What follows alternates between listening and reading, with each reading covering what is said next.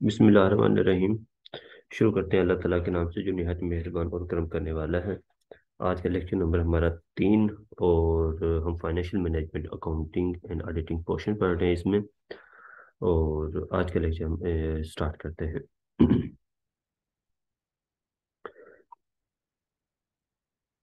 आज का जो हमारा टॉपिक है वो है बेसिक्स ऑफ अकाउंटिंग का। जाहिर है ये फाइनेंशियल मैनेजमेंट का, जैसे मैंने पहले बताया था आपको, ये सिर्फ एक पार्ट है फाइनेंशियल मैनेजमेंट का। कोई एक पोर्शन कह लें, एक चैप्टर कह लें, या एक उसका एक बेसिक पार्ट या एलिमेंट कह लें। ठीक हो गया। इस हवाले से हम पढ़ रहे हैं तो जाहिर है हमने इसमें बेसिक चीज़ें ही करनी है, हमने ज़्यादा इसमें इन डिटेल इन लेंथ में नहीं जाना। तो बेसिक्स ऑफ अकाउंटिंग में पहले हमने जो भी जो नेचर्स, ऑब्जेक्टिव्स और इसके अलावा हमारी जितनी ब्रांचेस वगैरह पढ़ी थी, उसके नेक्स्ट जो हम आज हम पढ़ने जा रहे हैं, आज हमारे अकाउंटिंग प्रिंसिपल्स हो गए, अकाउंटिंग हमारे इसमें कन्वेंशंस हो गई और कंसेप्ट वगैरह हो गए, वो हम इंशाल्लाह ताला इसमें आज जो है डिस्कस करने जा रहे हैं। तो बेसिक्स ऑफ अकाउंटिंग में जो है हम इंशाल्लाह ताला आज देखेंगे गैप्स को, कि अकाउंटिंग गैप्स क्या होते हैं। और जो अकाउंटिंग जो है ये टोटली किस चीज़ के ऊपर बेस करी होती है। जाहिर है all over the world, all over the Pakistan, all over the India, जितने भी बड़े बड़े इकोनॉमिस्ट हैं, जितने भी मुल्क हैं, जितने भी एंटिटीज़ हैं, जितने भी हमारे स्टेक होल्डर्स हैं, सारे अकाउंटिंग को इस्तेमाल करते हैं। सारे जो है वो इनडायरेक्टली या इनडायरेक्टली इन्वॉल्व होते हैं किसी भी कंपनी के साथ, किसी भी यूनिट के साथ। ठीक हो गया। तो हर यूनिट, हर कंपनी जो है वो क्या करती है, कॉर्पोरेशन क्या होती है, अपने फाइनेंशियल स्टेटमेंट्स बना रही होती है, अपने बुक्स ऑफ अकाउंट्स बना रही होती है, और वो शो कराती है और पब्लिश कराती है बाकायदा। जब लोग ज़ाहिर है उससे पढ़ते हैं, उससे इंगेज होते हैं, तो उन्हें कुछ रूल्स, अंडरस्टैंडिंग और कन्वेंशंस जो है, प्रिंसिपल और कंसेप्ट जो होते हैं, पहले से उनके माइंड में होते हैं कि ये फाइनेंशियल अकाउंटिंग में अगर ये हमारे फाइनेंशियल स्टेटमेंट्स में कोई भी चीज़ दी हुई है तो ये किस तरह बनाई गई होगी, या इसका क्या कंसेप्ट है, यहाँ पर ये जो एग्जिस्ट करती है ये क्यों एग्जिस्ट कर रही है, होती है कोई भी मालूमात। और ये सारी चीज़ें जो है इंशाल्लाह ताला आज हम इसमें अंडरस्टैंड करेंगे बेसिक्स ऑफ अकाउंटिंग के इस लेक्चर में। तो पहले हम जो है ये जो गैप्स हैं, जो रूल्स एंड रेगुलेशंस हैं अकाउंटिंग के, इनके ऊपर ज़रा एक इनकी हिस्ट्री देख लेते हैं हल्का सा आपको, ताकि आया व्यू हो जाए कि ये एक्चुअली क्यों बने थे और किसने बनाए थे और इसकी जरूरत क्यों पेश आई थी। तो पहले हम चलते हैं गैप की तरफ। आपने जो बिजनेस स्टूडेंट्स होंगे उन्हें तो बहुत बार पढ़ा होगा कि गैप क्या होते हैं। गैप मीन्स के जनरली एक्सेप्टेड अकाउंटिंग प्रिंसिपल्स। तो ये क्या होते हैं उन्हें तो पता होगा, लेकिन जो नॉन नॉन बिजनेस स्टूडेंट्स हैं उनके लिए थोड़ा सा ये मुश्किल है इन चीज़ों को समझना। तो इंशाल्लाह आज के बाद उन्हें भी पता चल जाएगा कि ये गैप होते क्या हैं और ये क्यों बने थे और ये कंसेप्ट कौन कौन से हैं। तो सबसे पहले बात होती है कि वाई गैप नीडेड। ठीक हो गया। वाई नीडेड गैप्स, गैप जो थे ये क्यों बनाए गए थे, इनकी वजह क्या थी। एक्चुअली हुआ क्या था कि ये तकरीबन 90s की का जो है था टेन्योर था, कि जब ग्रेट डिप्रेशन आया था यूएसए में, तो वहाँ के जो फैक्ट फाइंडिंग कमेटीज थी, वहाँ की सिक्योरिटीज एंड एक्सचेंज कमीशन और वहाँ के कैप जो है कमेटी ऑन अकाउंटिंग प्रोसीजर जो थे, उन्होंने कुछ जो है रियलिटीज रखी गवर्नमेंट के सामने कि जो ये ग्रेट डिप्रेशन आया है हमारी इकोनॉमी में, जो काफ़ी जो है डिक्लाइन आया है, इसकी एक सबसे बड़ी वजह ये भी है कि ये जितने भी कॉरपोरेशंस हैं, जो इंटिटीज़ हैं, ये क्या करते हैं, अपने जो है फ़ायदे के मुताबिक और अपनी जो फैसिलिटेशन है उसके अकॉर्डिंगली जो है ये अपने अकाउंट्स और बुक्स मेंटेन कर रहे होते हैं और फाइनेंशियल स्टेटमेंट्स बना रहे होते हैं। जो चीज़ उन्हें अच्छी लगती है वो शो करा देते हैं फाइनेंशियल स्टेटमेंट्स में, और जो चीज़ उन्हें अच्छी नहीं लगती वो उससे वहाँ से एलिमिनेट कर देते हैं। अब जाहिर है क्यों करते हैं वो सारा कुछ, वो इसलिए करते हैं ताकि उनके बुक्स ऑफ अकाउंट्स जो हैं, फाइनेंशियल स्टेटमेंट जो हैं, वो क्या हों, अच्छे लोगों को दिखाई दें। तो वो मोस्टली क्या कर रहे होते थे, वो मार्शलिंग कर रहे होते थे, विंडो ड्रेसिंग कर रहे होते थे वो। तो विंडो ड्रेसिंग जो है वो वैसे ही प्रोहिबिटेड है।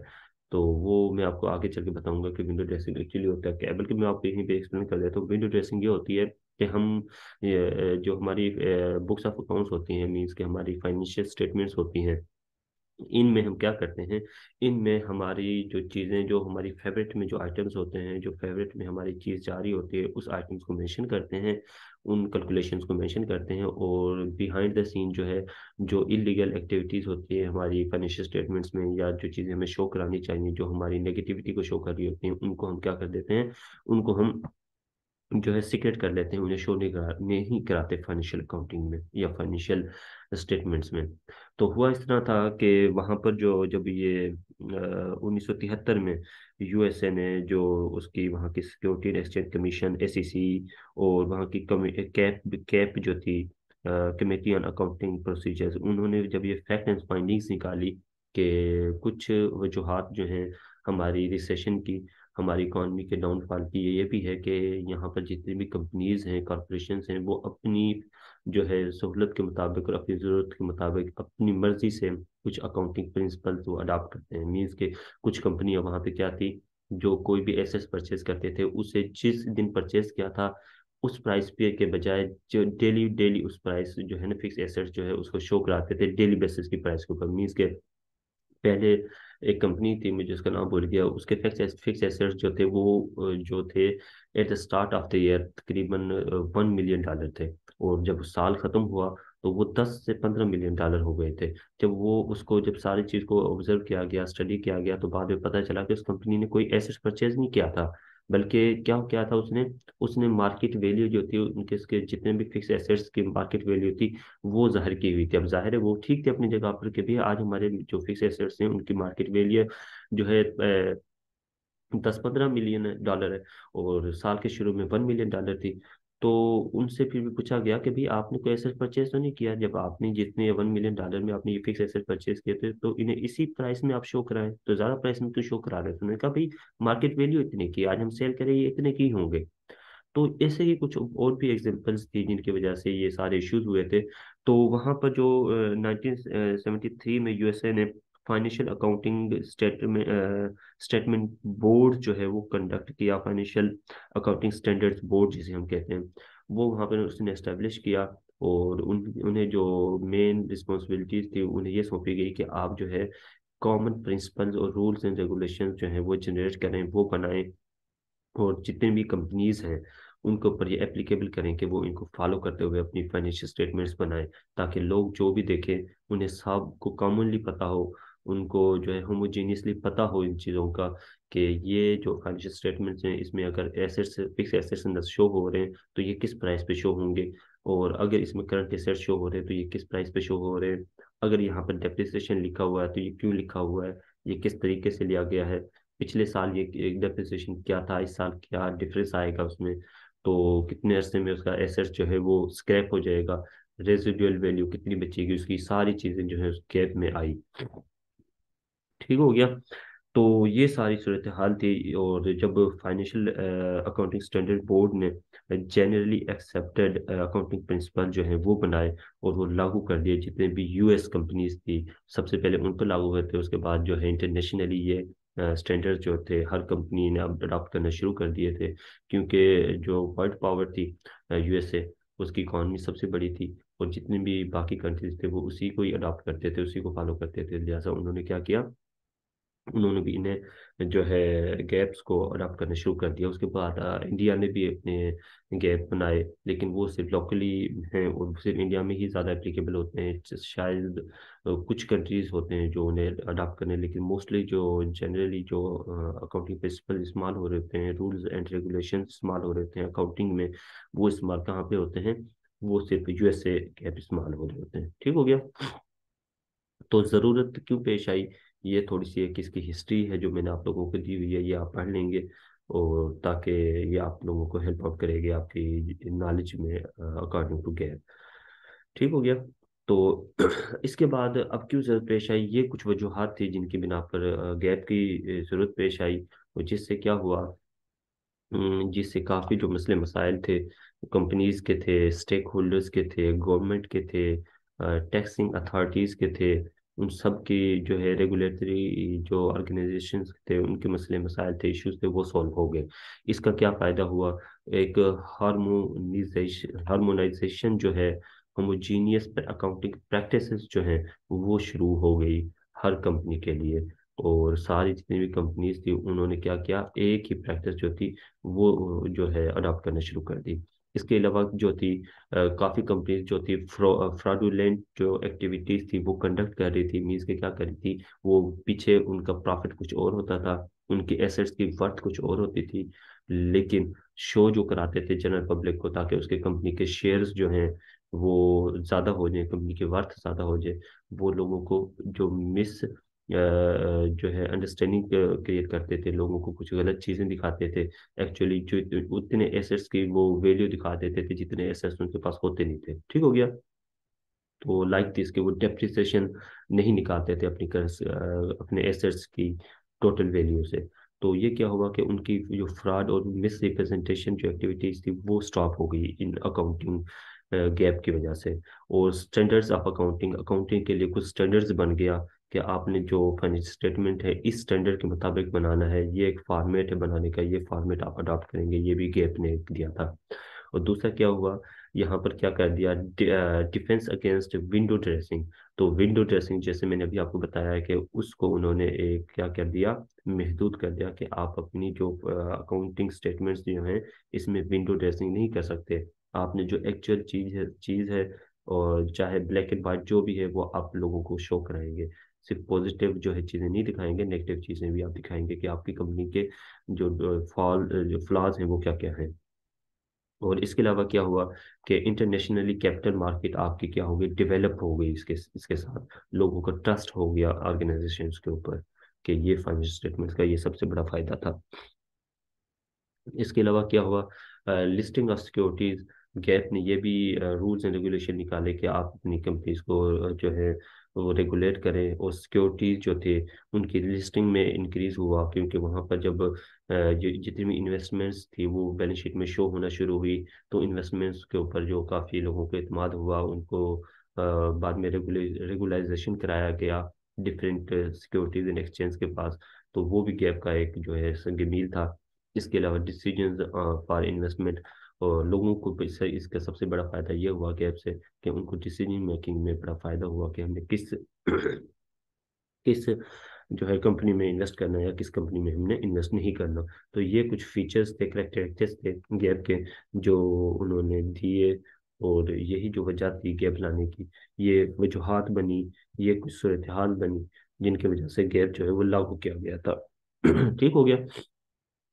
अब जरा जो है ये तो पढ़ लिया गैप, ये सारा कुछ होता है, लेकिन अब जरा हम पढ़ लेते हैं कि गैप की जो डेफिनेशन है या according to financial accounting standard board वो कहता क्या है कि गैप एक्चुअली क्या चीज़ है।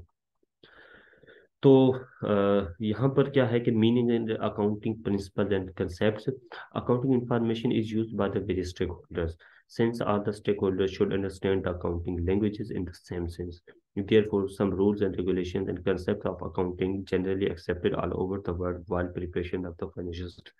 तो क्या हुआ, फाइनेंशियल स्टेटमेंट को प्रिपेयर करने से पहले जितनी भी कंपनीज होती हैं वो रूल्स एंड रेगुलेशंस और कुछ कंसेप्ट जो हैं उनको जनरली एक्सेप्ट करती हैं और उन्हें अप्लाई करती हैं, ताकि लोग जितने भी हैं स्टेक होल्डर्स हैं जो हैं वो अकाउंटिंग को समझ सकें और वो सेम तरीके से हर कंपनी की जो हर ऑर्गेनाइजेशंस को क्या करें वो अंडरस्टैंड कर सकें।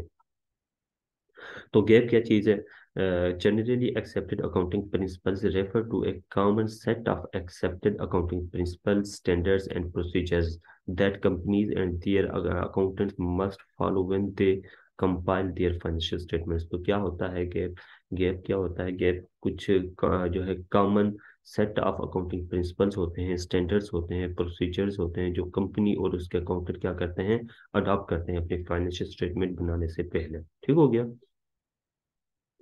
अब जितने भी अकाउंटिंग प्रिंसिपल्स होते हैं, जो जितने भी रूल्स एंड रेगुलेशन जो होते हैं, उन्हें जो गैप जो है फाइनेंशियल अकाउंटिंग स्टैंडर्ड्स बोर्ड जो है उन्हें दो हिस्सों में तकसीम करता है। और उन्हें तकसीम क्या करता है, वो कहता है कि पहला पार्ट जो इसका होता है वो होता है अकाउंटिंग कंसेप्ट और दूसरा जो है वो अकाउंटिंग कन्वेंशंस होते हैं। ठीक हो गया।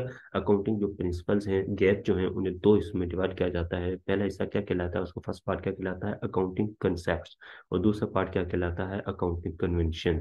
अब अकाउंटिंग कंसेप्ट और कन्वेंशन में क्या फर्क है वो जरा हम समझ लेते हैं। तो अकाउंटिंग जो हमारे कंसेप्ट होते हैं वो अजम्पशंस और कंडीशंस होती हैं। जो assumptions एंड कंडीशंस जो होती हैं वो क्या कहलाती है, अकाउंटिंग कंसेप्ट कहलाते हैं, जो हर कंपनी जो है उसको क्या करने पड़ते हैं, वो अप्लाई करने पड़ते हैं। जबकि अकाउंटिंग कन्वेंशंस क्या होती हैं, ये कस्टम्स एंड ट्रेडिशंस होते हैं, जिन्हें हर कंपनी जो नॉर्मली जो है वो अडॉप्ट कर रही होती है। अपनी हर कंपनी के अपने ही कस्टम्स एंड ट्रेडिशंस होते हैं, तो उनके अकॉर्डिंगली वो अपने फाइनेंशियल स्टेटमेंट्स बना रही होती है। ये कौन कौन से होते हैं आगे चल के हम पढ़ लेंगे, ठीक हो गया। अकाउंटिंग पॉलिसीज भी एक बार बार टर्म आ जाती है कि अकाउंटिंग पॉलिसीज इनसे डिफरेंट है या यही कुछ है। अकाउंटिंग पॉलिसी क्या है, which is adopt by the management relevant to the situation. Accounting policy कोई भी रूल्स रेगुलेशन या स्टैंडर्ड होता है, जब कोई भी कंपनी जब एट तक जब कोई भी कंपनी स्पेशल सिचुएशन में पहुंचती है, स्पेशल केस या स्पेशल इशू में पहुंचती है, तो वो क्या करती है, उसे पॉलिसी को अडॉप्ट कर लेती है। तो accounting principle are the doctrines associated with theory and the procedures and current practices of accounting, ठीक हो गया। These principles may be classified at two major parts. These are the concept and the conventions. अब क्या होते हैं accounting concept and convention, उनको हम मजीद उन्हें आगे एक्सप्लोर कर देते हैं। अकाउंटिंग कंसेप्ट जैसा कि मैंने अभी आपको बताया था, ये क्या होते हैं, rules and regulation and assumptions होते हैं। Accounting concepts include the assumptions and conditions on which the science of the accounting is based. These are also known as the accounting standards. Accounting concepts को हम accounting standards भी कह रहे होते हैं। Concepts take the form of the assumptions and conditions which guide the accountant while preparing accounting statements. ये क्या होते हैं अकाउंटिंग concepts? ये assumptions होती हैं, कुछ conditions होती हैं जो क्या करती हैं, अकाउंटेंट जो कि फाइनेंशियल स्टेटमेंट बना रहा होता है, या कोई फाइनेंशियल मैनेजर जो अकाउंटिंग स्टेटमेंट बना रहा होता है, या कोई भी फाइनेंशियल एडवाइजर या कोई भी स्टेक होल्डर जो फाइनेंशियल स्टेटमेंट्स बना रहा होता है, उसको ये क्या करती हैं, गाइड करती हैं कि वो फाइनेंशियल जो अकाउंटिंग स्टेटमेंट्स हैं या फाइनेंशियल स्टेटमेंट्स हैं, उन्हें वो किस तरह बनाएगा, ठीक हो गया। और accounting conventions includes the customs and traditions that assist the accountant in preparing accounting statement, ठीक हो गया। अब अकाउंटिंग कन्वेंशंस क्या होते हैं, ये कस्टम्स एंड ट्रेडिशंस होते हैं जो अकाउंटेंट को असिस्ट करते हैं, उसको जो है हेल्प आउट करते हैं अकाउंटिंग स्टेटमेंट जो है उनको प्रिपेयर करने में। अब अकाउंटिंग कंसेप्ट्स क्या है, वो गाइड कर रहे होते हैं अकाउंटेंट को, लेकिन अकाउंटिंग कन्वेंशन जो है वो क्या कर रहे हैं, अकाउंटेंट को असिस्ट कर रहे होते हैं कि भाई इस तरह बनानी है आपने स्टेटमेंट। वो कौन कह रहा था, अकाउंटिंग कंसेप्ट कह रहा होता है। और पहले किस तरह अकाउंटिंग स्टेटमेंट बनती रही है, या पहले इनका फॉर्मेट क्या चलता आया है, या पहले किस तरह ये बनती थी, वो कौन बताता है, वो अकाउंटिंग कन्वेंशन बताता है, वो असिस्ट कर रहा होता है, ठीक हो गया। तो मेजर डिफरेंस क्या होता है कंसेप्ट एंड कन्वेंशन में, या जिसे हम कहते हैं अकाउंटिंग स्टैंडर्ड्स एंड कन्वेंशन में मेजर बेसिक डिफरेंस क्या हो रहा होता है। जो कंसेप्ट्स होते हैं वो क्या होते हैं, वो वो एस्टेब्लिश्ड बाय लॉ, कोई भी कानून के जरिए बनाए जाते हैं। कोई कानून जो है वो जो बनाता है तो वो हमारे कंसेप्ट बन जाते हैं। लेकिन कन्वेंशंस जो होती हैं वो हमारी गाइडलाइंस होती हैं, जो कस्टम्स जो है उसके ऊपर जो है, या हमारी जो डे रोज़मर्रा की यूजेज है, या जो रोज़मर्रा की जो वर्किंग एक्टिविटी है वहाँ से जनरेट हो रही होती है। अब कंसेप्ट जो होते हैं उसमें कोई भी पर्सनल जजमेंट नहीं होती, क्योंकि ये पहले से तयशुदा स्टैंडर्ड्स होते हैं जो आपने एप्लीकेबल करने होते हैं। इसमें आप अपनी जो है पर्सनल जजमेंट शामिल नहीं कर सकते। लेकिन कन्वेंशन जो है वो आप अपनी पर्सनल जजमेंट से अडॉप्ट कर सकते हैं, उसमें आप पर्सनली कोई चीज़ें जो है इंड्यूस कर सकते हैं। और अकाउंटिंग कंसेप्ट जो है वो क्या है, यूनिफॉर्मिटी रखते हैं, मतलब कि जितने भी ऑर्गेनाइजेशंस होंगी, कॉरपोरेशंस होंगी, इंटिटीज होंगी, वो क्या करेंगे, अकाउंटिंग स्टैंडर्ड्स या अकाउंटिंग कंसेप्ट्स को क्या करेंगी, वो एक ही तरीके से वो वहाँ पर उसे एप्लीकेबल करेंगी, उनको अडॉप्ट करेंगी। लेकिन जो अकाउंटिंग कन्वेंशन होते हैं वो हर इंटरप्राइजेस के मुख्तलिफ हो सकते हैं, ठीक हो गया।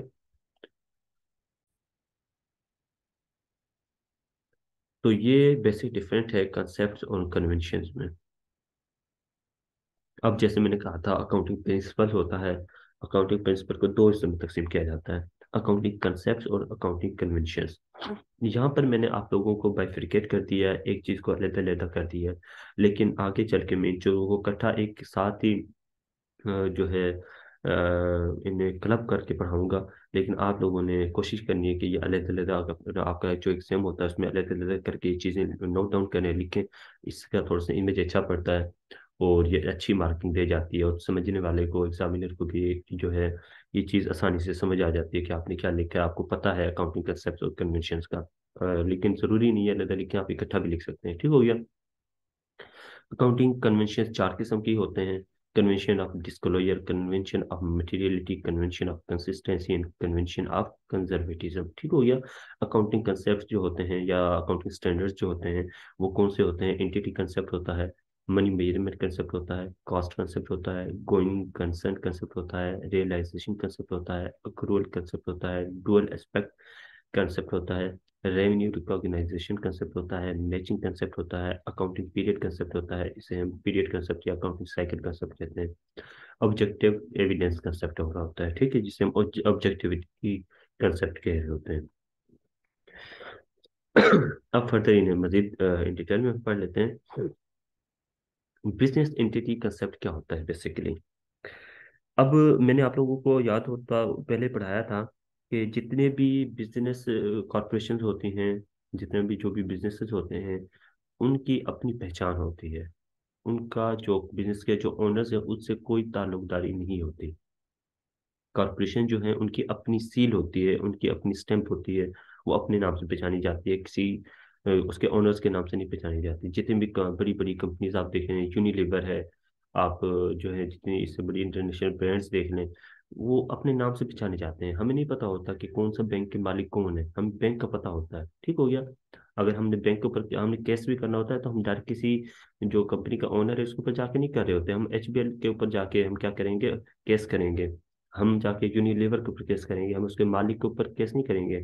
हम जो है इसके अलावा जितनी भी ऑर्गेनाइजेशन हैं उनके उनको डायरेक्ट हम क्या तस्वर करते हैं कि इसके जो मालिक जो है वो, और इसकी जो बिजनेस है ये एक अलग-अलग एंटिटी है। ठीक हो गया। तो बिजनेस एंटिटी कंसेप्ट भी यही चीज बताता है। बिजनेस एंटिटी कंसेप्ट क्या कहता है? The business and its owners are the two separate existence entity. वो कहता है कि जो ओनर्स हैं और कंपनी जो है या जो बिजनेस जो है वो सेपरेट दो चीज अलग है। ठीक हो गया। Any private and the personal income and expense of the owners should not be treated as the income and expense of the business. ठीक हो गया। ये कहता है, बिजनेस एंटिटी कंसेप्ट ये कहता है कि कोई भी ओनर जो है उसकी जो पर्सनल इनकम है, उसके जो पर्सनल एक्सपेंस है, वो बिजनेस जो है, वो कारोबार जो है, वो एंटिटी जो है, उसके जो है एक्सपेंस या रेवेन्यू तो सवाल नहीं किए जाएंगे, बल्कि वो अलहदा ही होंगे। उनके जो रिकॉर्डिंग होगी वो अलहदा से होगी। बिजनेस की जो प्रॉफिट एंड लॉस में उसका कोई पार्ट शामिल नहीं होगा पर्सनल एक्सपेंस का। अगर कोई ऑनर जो है कंपनी से कोई पैसा वापस निकाल भी लेता है, विड्रा कर लेता है, जिसे हम ड्राइंग कहते हैं, तो वो उसकी वो लायबल है कि वो कंपनी को पे करेगा। अगर उसने अपना पर्सनल एक्सपेंस कारोबार के पैसे से पे कर दिया तो वो उसका पर्सनल एक्सपेंस तस्वर किया जाएगा, वो कंपनी को पैसे वो रिटर्न करेगा वो ओनर। ठीक हो गया। यही क्या कहता है, बिजनेस एंटिटी कंसेप्ट कहलाता है कि कारोबार और ऑनर्स जो हैं वो सेपरेट जो है एंटिटीज हैं, उनका आपस में वो अलग अलग है, वो इंडिपेंडेंट है एक दूसरे से। कारोबार जो होता है वो इंडिपेंडेंट होता है। फॉर एग्जाम्पल, एग्जाम्पल इसकी हम कर लेते हैं। इंश्योरेंस प्रीमियम अगर कोई ओनर जो है वो अपने घर की देता है, तो वो कारोबार के जो एक्सपेंस होंगे, जो इन फाइनेंशियल स्टेटमेंट बनेगी, इनकम स्टेटमेंट जो हमारी बनेगी, उसमें शामिल नहीं किए जाएंगे insurance premium paid for home, owners personal home. तो वो शामिल नहीं किए जाएंगे क्योंकि ये उसके अपने पर्सनल एक्सपेंस है। लिहाजा ये क्या है, ये ओनर्स के उसकी कारोबारी स्टेटमेंट्स में शामिल नहीं किए जाएंगे। इसके अलावा जो है, owner's property should not be included in the premises account of the business। ठीक हो गया। तो जितनी भी प्राइवेट प्रॉपर्टी होती है किसी भी ओनर्स की, वो उसकी प्राइवेट तस्वर की जाती है, वो कंपनी या बिजनेस की तस्वर नहीं की जाती। कल को कारोबार जो है, कोई भी पब्लिक लिमिटेड कंपनी है या कॉरपोरेशन जो है, कल को डिफॉल्ट कर जाती है, तो जितना पैसा इन्वेस्ट किया हुआ है किसी भी ओनर्स ने, तो ओनर्स का वो इन्वेस्टमेंट जो है वो खत्म हो जाएगी। उनका पर्सनल जो हाउस है, पर्सनल प्रॉपर्टी है, उसके ऊपर कोई हर्ज नहीं आएगा, वो सेम टू सेम रहेगी कभी भी अगर डिफॉल्ट कर जाता है कोई भी कारोबार। ठीक हो गया। तो दूसरा है money measurement concept. Money measurement concept क्या कहता है कि मैंने आप लोगों को पहले भी पढ़ाया था कि अकाउंटिंग क्या कहती है, गैप क्या कहता है। वो कहता है कि जितनी भी अकाउंटिंग आप फाइनेंशियल ट्रांजेक्शन करेंगे या जितनी भी आप रिकॉर्डिंग करेंगे अपनी फाइनेंशियल स्टेटमेंट्स में, सिर्फ वही ट्रांजेक्शन एक्टिविटीज रिकॉर्ड करेंगे जिनकी मेजरमेंट मनी में हो सके, जो कोई वैल्यू रखते हो। ठीक हो, जो इकोनॉमिक वैल्यू रखते हैं, सिर्फ उनकी ट्रांजेक्शन को आप क्या करेंगे, रिकॉर्ड करेंगे। तो मनी मेजरमेंट कंसेप्ट क्या कहता है, all transactions of the business are recorded in term of money. ठीक हो गया, कि जितनी भी ट्रांजेक्शन्स होंगी उनको आप एक मॉनिटरी यूनिट में क्या करेंगे, उनको रिकॉर्ड करेंगे। It provides a common unit of measurement. इस तरह क्या करता है, ये एक कॉमन यूनिट प्रोवाइड करता है सारी जितने भी ट्रांजेक्शन्स को। मार्केट कंडीशन है, टेक्नोलॉजी चेंजेस तब्दील हो जाती हैं। ठीक है, मार्केट जो मैनेजमेंट जो है उसकी वर्किंग परफॉर्मेंस जो है वो एफिशिएंट हो जाती है। तो इसको हम रिकॉर्ड नहीं कर सकते कि इसको हम फाइनेंशियल स्टेटमेंट्स में रिकॉर्ड बिल्कुल नहीं कर सकते। हम सिर्फ रिकॉर्ड क्या करेंगे, उन चीज़ों को रिकॉर्ड करेंगे जो मॉनिटरी वैल्यू रखती हैं चीज़ें। ठीक हो गया। तो मनी मेजरमेंट कंसेप्ट क्या कहता है कि सिर्फ all transaction should be recorded in financial statements which have the monetary value या money value। Going concern concept क्या कहता है, जो हमारा गैप है उसने सबसे पहले ये सब इंट्रोड्यूस कराया था, गोइंग कंसर्न कंसेप्ट। कि जितने भी कारोबार होंगे जब आप फाइनेंशियल स्टेटमेंट्स बनाएंगे तो इस जो कंसेप्ट को मद्देनजर रखते हुए बनाएंगे कि आपका कारोबार जो है लॉन्ग लाइफ चलेगा, इनफिनिट लाइफ होगी इसकी। ठीक हो गया, परपीचुअल लाइफ होगी इसकी, ये लाइफ कभी खत्म होने वाली नहीं होगी। आप ये कभी तस्वर नहीं करेंगे कि आप कारोबार 5 साल 6 साल 2 साल बाद बंद हो जाएगा, उस लिहाज से आप फाइनेंशियल स्टेटमेंट्स बनाए नहीं। आप क्या करेंगे, आप फाइनेंशियल स्टेटमेंट्स जब भी बनाएंगे इस लिहाज से बनाएंगे कि ये हमारा कारोबार जो है इनडेफिनेट लाइफ है इसकी। Going concern concept, the business will continue in operations existence for the foreseeable future. Financial statements should be reported on a going concern basis unless the management either intend to liquidate the enterprise or to cease trading or has no realistic alternative but to do so। ठीक हो गया। तो इसमें क्या कहता है, gap हमारा ये कहता है कि फाइनेंशियल स्टेटमेंट्स आप बनाएंगे गोइंग कंसर्न के कंसेप्ट से, मतलब कि हमारा कारोबार क्या होगा, उसका फोर्सिनेबल फ्यूचर होगा, बहुत लंबा अरसा चलेगा हमारा कारोबार। उस लिहाज से आप अपने फाइनेंशियल स्टेटमेंट्स बनाएंगे। अनलेस अनलेस इस जो गैप को आप तब खत्म कर सकते हैं, इस फाइनेंशियल स्टेटमेंट्स को तब आप इस तरह की बना सकते हैं कि आपको पता चल गया कि आपको कारोबार लिक्विडेट होने जा रहा है, आज खत्म होने जा रहा है, अनाउंसमेंट हो गई है आपकी। बोर्ड ऑफ डायरेक्टर्स जो थे और जितने भी ओनर्स थे उन्होंने मीटिंग में अप्रूवल दे दिया कि आपका कारोबार इस साल खत्म हो जाएगा। तब आप अपनी फाइनेंशियल स्टेटमेंट इस लिहाज से बना सकते हैं कि आपका कारोबार खत्म हो रहा है। फिर जाहिर है जब फाइनेंशियल स्टेटमेंट्स बनाएंगे तो उसमें आप क्या करेंगे, उसमें आप शामिल करेंगे आपने जितने भी लिक्विडेशन प्रोसेस की एक्सपेंडिचर्स हैं, जितने भी आपके लिक्विडेशन के चार्जेस हैं, जितने भी आपने बाहर डेटर्स को पे करने हैं, तो उन क्रेडिटर्स को पे करने हैं, जितने भी डेटर्स से लेने हैं उनको आप क्या करेंगे, सम आउट कर देंगे। आप अपने फिक्स एसेट्स को सेल आउट कर देंगे, उनकी सेल वैल्यू लिखेंगे। तो सारी वो सूरत हाल होती है। तो फाइनेंशियल स्टेटमेंट तब डिफरेंट बनती है नॉर्मल फाइनेंशियल स्टेटमेंट से। ठीक हो गया। तो ये गोइंग कंसर्न कंसेप्ट है होता है। तो इसकी एग्जांपल भी आप पढ़ लेंगे, possible losses from the closure of the business will not be anticipated in the accounts.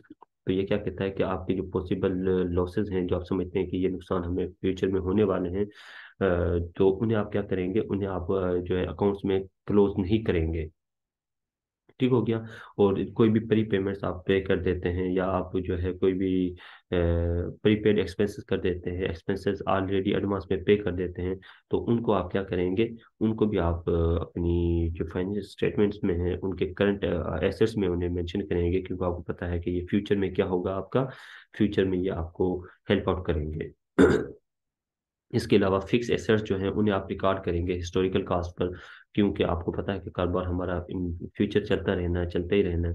तो इन्हें आप हिस्टोरिकल कास्ट पर जो है वो रिकॉर्ड करें ताकि इसमें से डेप्रिसिएशन डायरेक्टली माइनस हो सके। इसके अलावा हिस्टोरिकल कास्ट कंसेप्ट क्या होता है, historical cost concept accounting GAAP का एक पार्ट है। इसमें ये क्या कहता है, इसमें कहता है कि all assets should be shown on the balance sheet at the cost of purchase instead of current value.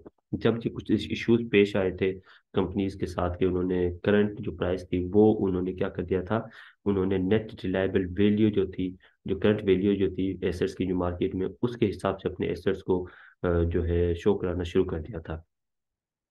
तो तब जो है हमारे जो गैप थे, फाइनेंशियल अकाउंटिंग स्टैंडर्ड बोर्ड जो था, उसने मीटिंग कॉल की और उन्होंने जो अकाउंटिंग गैप्स थे उसमें शामिल किया हिस्टोरिकल कॉस्ट को। उन्होंने कहा कि जितने भी एसेट्स होंगे, फिक्स एसेट्स आपके होंगे, उनको आप क्या करेंगे, उनको आप जो ओरिजिनल जो कॉस्ट होगी परचेजिंग के वक्त, उसी के ऊपर जो है नोट डाउन करेंगे, और आप अपनी फाइनेंशियल स्टेटमेंट्स में जब शो करेंगे उसी कॉस्ट के ऊपर शो करेंगे, ना कि आप जो मार्केट प्राइस होगी, करंट मार्केट प्राइस होगी, उसके ऊपर शो करेंगे। मिसाल के तौर पर आपने कोई एसेट्स परचेज किया था सन 2010 में, सेंचुरी 2010 में आपने परचेज किया 1 लाख रुपए का, तो वो आप जो है अब 2022 में है, तो 1 लाख रुपए से ही उसकी एंट्री होगी आपकी फाइनल बैलेंस शीट में, ना कि आज की प्राइस से। ठीक हो गया।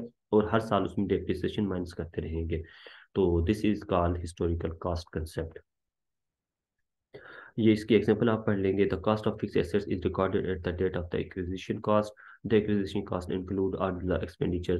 तो जाहिर है जब आप उसे मेंशन करते हैं, रिकॉर्ड करते हैं आप अपनी फाइनेंशियल स्टेटमेंट्स में, तो उसमें सारे एक्सपेंडिचर जो आप उस at the time of purchase के तौर पर जो है बेयर कर रहे होते हैं, वो सारे इंक्लूड करेंगे। वो कौन से एक्सपेंस होते हैं, वो फ्रेट चार्जेस हो सकते हैं, वो इंस्टॉलेशन चार्जेस हो सकते हैं आपकी मशीनरी वगैरह के, फिक्स एसेट्स के, तो सारे इंक्लूड कर दिए जाते हैं उसी में, हिस्टोरिकल कॉस्ट में। यहाँ पे एक और चीज़ मैं आपको बताता चलूँ, ये बहुत कम स्टूडेंट्स को पता होता है, नॉर्मली 10 to 20% स्टूडेंट्स को पता होता है। ये तो हमें पता चल गया कि फिक्स एसेट जो होते हैं वो हिस्टोरिकल कॉस्ट पर रिकॉर्ड किए जाते हैं बैलेंस शीट में, ये जो है हमें बताता है गैप। इसके अलावा जो करंट एसेट्स हैं वो किस कास्ट पर जो है वो जो है रिकॉर्ड किए जाते हैं फाइनेंशियल स्टेटमेंट्स में, तो वो किस पे, वो जो नेट रिलायबल वैल्यू होती है, जो हमारी जो मार्केट में नेट रिलायबल वैल्यू और लोअर द कास्ट, जो दोनों में से जो कास्ट होती है उसके ऊपर हमारे करंट एसेट्स जो है वो रिकॉर्ड किए जाते हैं। नेट रिलायबल वैल्यू क्या होती है, जो आज करंट मार्केट प्राइस है आपके एसेट्स की, वो जो है जब आपको कोई करंट एसेट सेल आउट करें, उसकी जो वैल्यू आपको रिसीव होगी वो नेट रिलायबल वैल्यू होगी। ये किस तरह की जाती है, कैलकुलेट की जाती है कि कोई भी एसेट से 1 लाख रुपए का सेल हुआ है, और उसमें से जो चार्जेस हुए हैं उसको सेल आउट करने के लिए वो माइनस कर दें, तो वे जो वैल्यू आती है वो क्या आती है, नेट रिलायबल वैल्यू आती है हमारे पास। तो करंट एसेट उसके ऊपर रिकॉर्ड किए जाते हैं। अच्छा, तो इसके अलावा जो है प्रूडेंस या कंजर्वेटिज्म कंसेप्ट जो है, ये भी एक पार्ट है गैप का।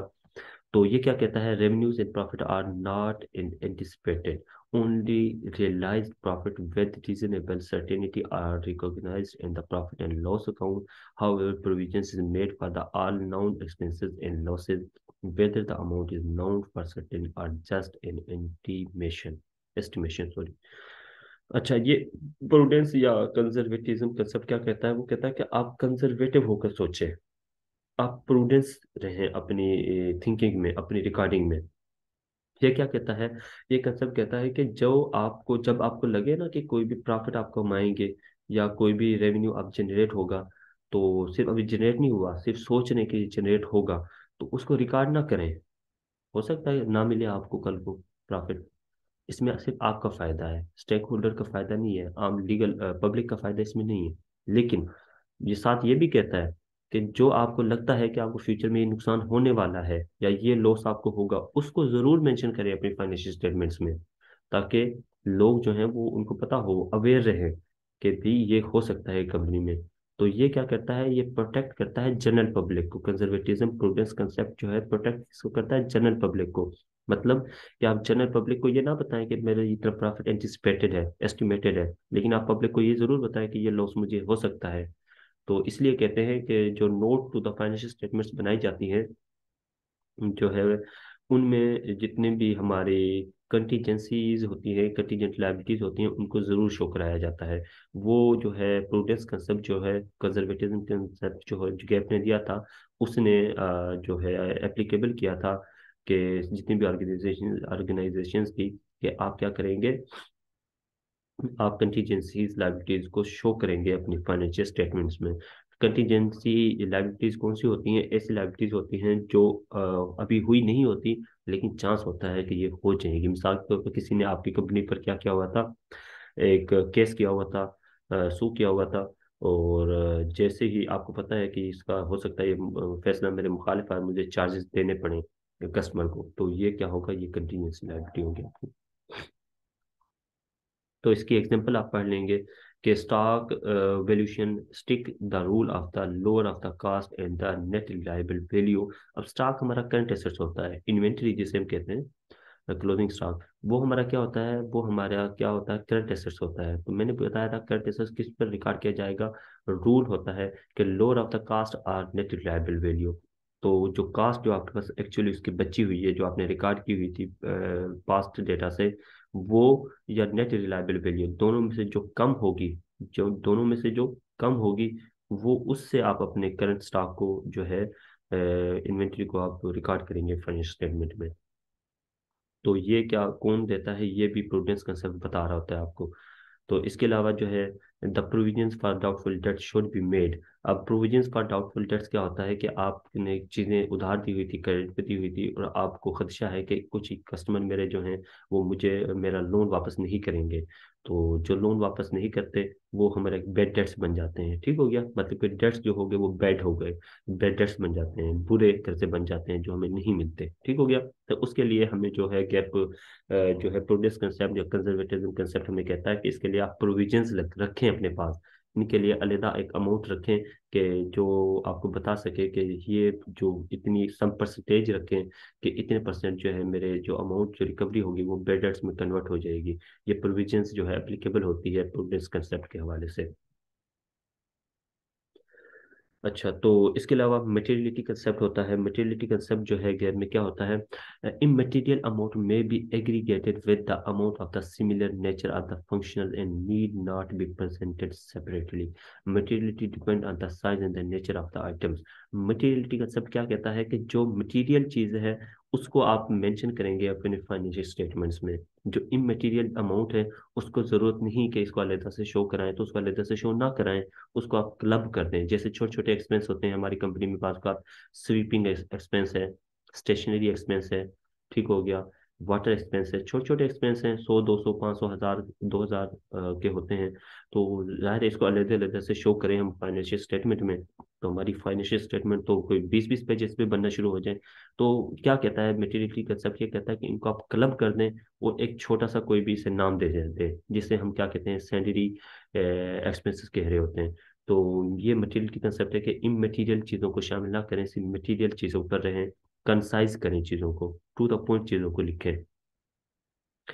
अच्छा, for example small payments such as postage stationery and cleaning expenses should not be disclose separately. इन्हें अलग अलग से ना लिखें, they should be group together as salary expenses. इन्हें इकट्ठा कर दें, इनकी अमाउंट को सैलरी एक्सपेंसेस का नाम दे दें। या cost of small valued assets such as pencil sharpeners and paper पे clips should be written off to the profit and loss account as revenue expenditure. इन सबको मिलाकर रेवेन्यू एक्सपेंडिचर लिख दें, क्योंकि हमने क्योंकि अब जाहिर है, अब आपके जो स्टेशनरी है, आपकी पेंसिल है, पेपर्स हैं, बात बात ये 1 साल से ज़्यादा चल रही होती हैं, एक अकाउंटिंग पीरियड से ज़्यादा चल रही होती हैं, तो फिर क्या हम इन्हें फिक्स एसेट्स में शो कर दें? नहीं भैया, फिक्स एसेट्स तो बन ही नहीं सकते ये। तो इन्हें क्या कर दें, आप रेवेन्यू एक्सपेंडिचर बना दें। और आपको पता है कि revenue expenditure balance sheet income statement में आ जाती है। तो ये एग्जाम्पल आप पढ़ लेंगे। इसके अलावा ऑब्जेक्टिविटी कंसेप्ट क्या कहता है, ऑब्जेक्टिविटी कंसेप्ट कहता है आपसे कि the accounting information should be free from the bias and capable of independent verification. The information should be based upon verifiable evidence such as invoice और कॉन्ट्रैक्ट्स। ऑब्जेक्टिविटी कंसेप्ट क्या कहता है कि जो चीज़ भी आप लिखेंगे, जो चीज़ भी ट्रांजेक्शन होगी आपकी, जो आप फाइनेंशियल स्टेटमेंट्स बनाएंगे, उसमें जो चीज़ भी लिखेंगे उसका कोई ना कोई ऑब्जेक्ट पीछे से मौजूद हो, उसका एविडेंस मौजूद हो। कोई हवाई खलाई मखलूक या हवाओं में बात नहीं करेंगे। जो भी चीज़ लिखेंगे उसका एविडेंस आपके पास मौजूद होना चाहिए। कल को कि ये चीज़ हमने फाइनेंशियल स्टेटमेंट में लिखी थी, ये अमाउंट हमने मेंशन की थी, इसका एविडेंस ये मौजूद है। अपनी तरफ से कोई भी अमाउंट नहीं लिख देंगे। तो क्या कहता है अकाउंटिंग गैप ऑब्जेक्टिविटी कंसेप्ट, क्या कहता है, ये कहता है कि financial statements should be objective in nature. ठीक हो गया। In other words, financial information should B unbiased and free from the any kind of internal and external influence, कि आप जो भी रिकॉर्ड लिखेंगे फाइनेंशियल स्टेटमेंट्स में, वो बाइसलेस होना चाहिए। वो किसी के इन्फ्लुएंस से नहीं लिखेंगे, बल्कि क्या कर लिखेंगे, जो एक्चुअल में पाया जाता है उसी को आप मेंशन करेंगे। ठीक हो गया। अच्छा, इसके एग्जांपल पढ़ लेंगे आप। The recognisation of revenue should be based on the verifiable evidence such as the delivery of goods और the issue of the invoice.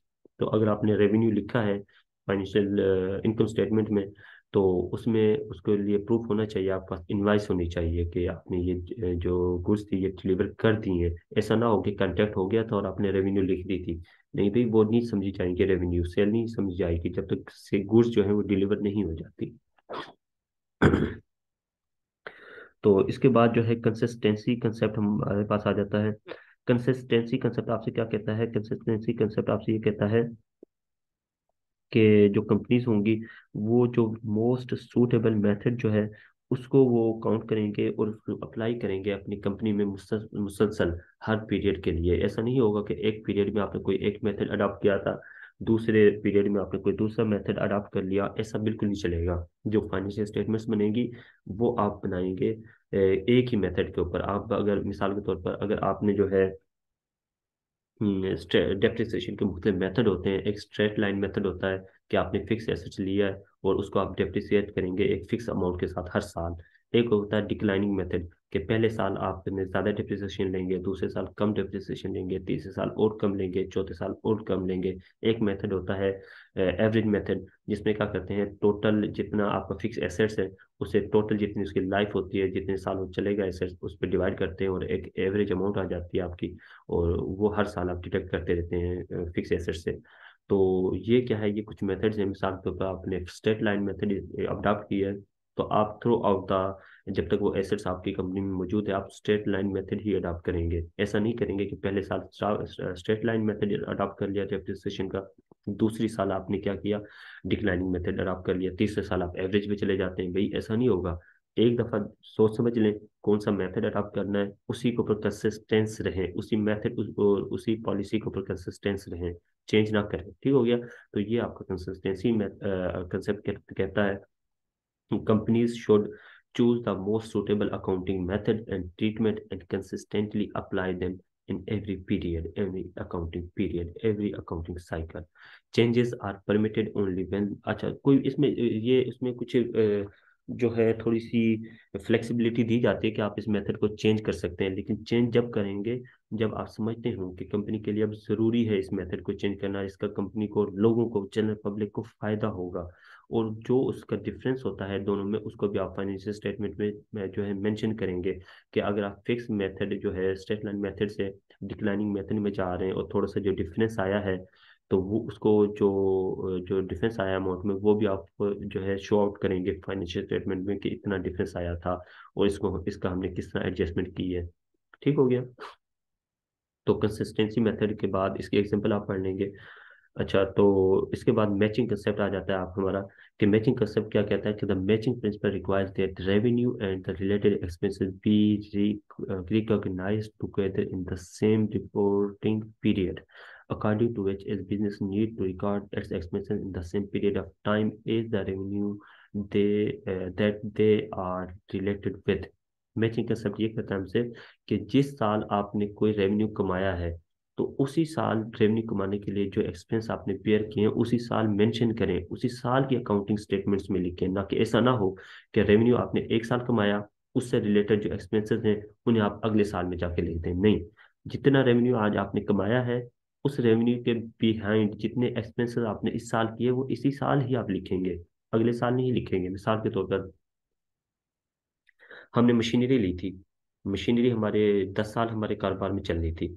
अब हमने मशीनरी पहले साल ले ली 1 लाख रुपए की, तो 10 साल हर साल जो है वो हमें 10,000 की रेवेन्यू जनरेशन दे रही है मशीनरी। अब हम एक साल की जो एक्सपेंस है वो उसी पहले साल में नहीं लिख देंगे मशीनरी के लिए। हम 1 लाख जो है, हमने फर्ज करें जितनी भी अर्निंग कमाएंगे हम उस साल में उस मशीनरी से, उसके अगेंस्ट जो एक्सपेंस होगा मशीनरी का, जो कॉस्ट होगी उस साल पे हम डिवाइड करेंगे। तो मिसाल के तौर पर 10 साल मशीनरी चलनी थी तो हर साल 10,000 रुपये आने थे। तो अब पहले साल जितनी भी आपने अर्निंग कमाई है, तो उसके अगेंस्ट जो मशीनरी का एक्सपेंस वो कितने लिखेंगे, 10,000 पहले साल लिखेंगे, दूसरे साल फिर 10,000, तीसरे साल फिर 10,000। और 10 सालों में इस तरह आपका 1 लाख एक्सपेंस कवर हो जाएगा। और जितनी भी अर्निंग होगी मशीनरी से, वो आप हर साल मेंशन करते जाएंगे। ठीक हो गया। तो ये आपका क्या कहता है, मैचिंग कंसेप्ट कहता है कि आपके रेवेन्यू और एक्सपेंस मैच करने चाहिए। जिस साल का एक्सपेंस हो उसी साल का रेवेन्यू हो, जिस साल की रेवेन्यू हो उसी साल का एक्सपेंस मौजूद हो। तो ये एग्जांपल आप पढ़ लेंगे।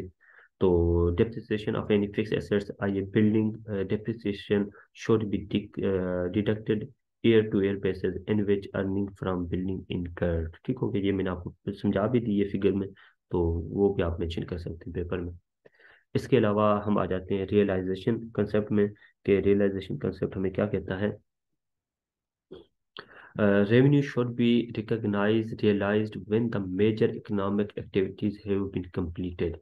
The realization principle is the concept that revenue can only be recognized once the underlying goods or services associated with the revenue have been delivered or rendered, respectively. Thus, the revenue can only be recognized after it has been earned.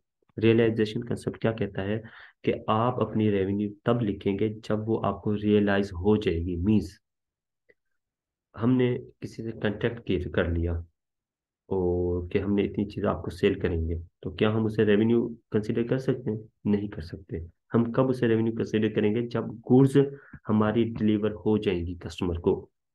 बेशक इसमें cash की जरूरत नहीं होती कि cash मिले या ना मिले, कैश हो सकता है बाद में मिल जाए, लेकिन आपने एग्रीमेंट किया, आप तसव्वुर नहीं करेंगे रेवेन्यू। आपकी गुड्स डिलीवर हो गई, उसके पास पहुंच गई, इनवाइस मिल गई, फिर आप तसव्वुर करेंगे कि भाई अब मेरी जो है क्या हो गई है, मेरी रेवेन्यू जो है वो रिकग्नाइज हो गई। अब आप इसे कंसिडर कर सकते हैं सेल या रेवेन्यू। बेशक कैश मिले या ना मिले उसका इससे कोई ताल्लुकदारी नहीं होती। तो ये हमारा क्या कहता है, रियलाइजेशन कंसेप्ट कह रहा होता है। Only contract for sale is not consider as a sale. ठीक हो गया कि कंट्रैक्ट हो गया तो वो सेल जो है कंसिडर नहीं होगा, बल्कि क्या वो सिर्फ कंट्रैक्ट कंट्रैक्ट ही कंसिडर होगा। जब आप अपनी गुड्स डिलीवर कर देंगे, चीज़ें उसको पहुंच जाएंगी, शिप हो जाएंगी, तो फिर आप उसे कह सकते हैं कि अब आपकी सेल हो गई है। तो इसकी एग्जांपल भी आप पढ़ लेंगे यहाँ से। द कस्टमर पे when the item ship, but you can only record the transaction at the revenue when the customer receive the shoes and process it is complete. ठीक होगी, इसे आप पढ़ लेंगे। इसके अलावा डिस्क्लोजर कंसेप्ट होता है हमारे पास। डिस्क्लोजर कंसेप्ट क्या कहता है, financial statement should be prepared to reflect a true and fair view of the financial position and the performance of the enterprise. All material and relevant information must be disclosed in the financial statements. Full disclosure concept ये कहता है हमसे कि आप क्या करेंगे, हर वो चीज़ जो है अपनी फाइनेंशियल स्टेटमेंट में मेंशन करेंगे जो जनरल पब्लिक को ज़रूरी हो बताना।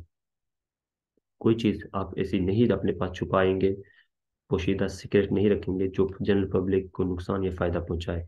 जो जनरल पब्लिक को, स्टेक होल्डर्स को, गवर्नमेंट को, डिफरेंट सेक्टर्स को जो सस्टेन जो चीज़ें चाहिए हों, जो उन्हें हेल्प आउट करें आपकी फाइनेंशियल पोजीशन को देखने के लिए, आपकी कंपनी की पोजीशन प्रॉफिट को देखने के लिए, तो वो आप जरूर मेंशन करेंगे फाइनेंशियल स्टेटमेंट्स में। ठीक हो गया, ये हमारा फुल डिस्क्लोजर कंसेप्ट कहता है। अब यूनिफॉर्मेलिटी कंसेप्ट क्या कहता है कि different companies within the same industry should adopt the same accounting methods and treatments for like transactions. The practices enables intercompany comparisons of their financial positions. Uniformity concept कहता है कि कोई भी इंडस्ट्री में कोई जितनी डिफरेंट कंपनीज जो हैं वो सेम जो है रूल्स एंड रेगुलेशंस और प्रोसीजर्स अडॉप्ट करेंगे, ताकि क्या कर सकें, वो एक दूसरे से कंपेयर भी कर सकें। मिसाल के तौर पर एक इंडस्ट्री है, सीमेंट इंडस्ट्री है, उसमें हमारे पाकिस्तान में जो पाई जाती हैं वो लकी सीमेंट पाई जाती है। इसके अलावा जो है यहाँ पर डीजी सीमेंट पाई जाती है, और भी सीमेंट इंडस्ट्रीज हैं। तो वो जो भी अकाउंटिंग मेथड इस्तेमाल करेंगे वो सेम इस्तेमाल करेंगे, ताकि वो एक दूसरे से कंपेयर कर सके अपनी परफॉर्मेंसेस को। ठीक हो गया। तो ये यूनिफॉर्मेलिटी कंसेप्ट कहता है।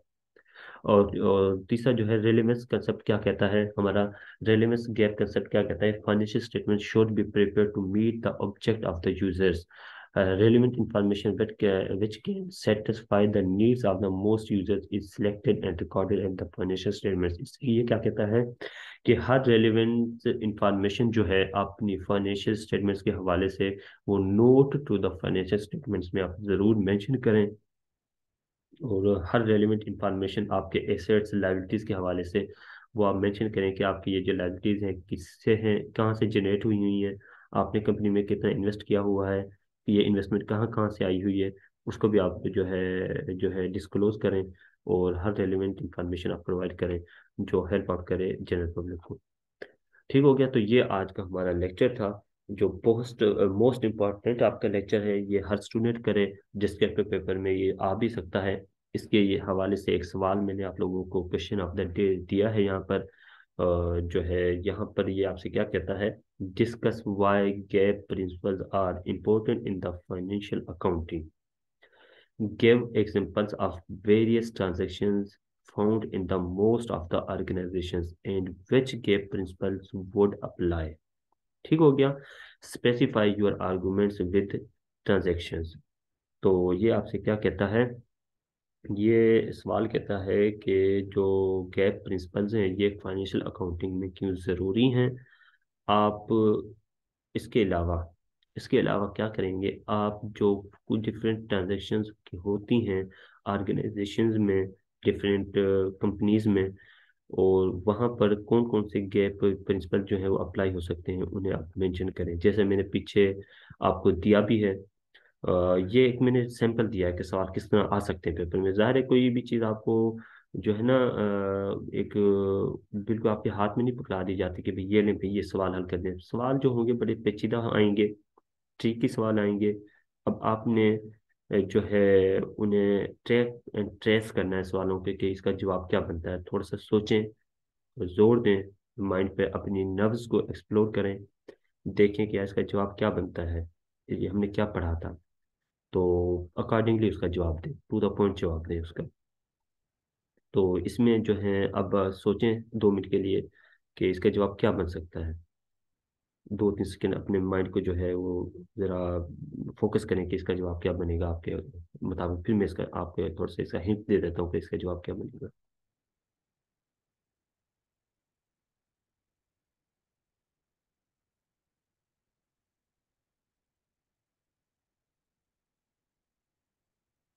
चलें, आपने सोच लिया, अब मैं आपको इसका थोड़ा सा एक हिंट दे देता हूँ। इसका जवाब क्या बनेगा, मैंने आपको सारे प्रिंसिपल्स बताए हैं गैप के, रूल्स रेगुलेशन, यानी अकाउंटिंग स्टैंडर्ड्स कंसेप्ट या कन्वेंशन मैंने आपको पढ़ाई हैं।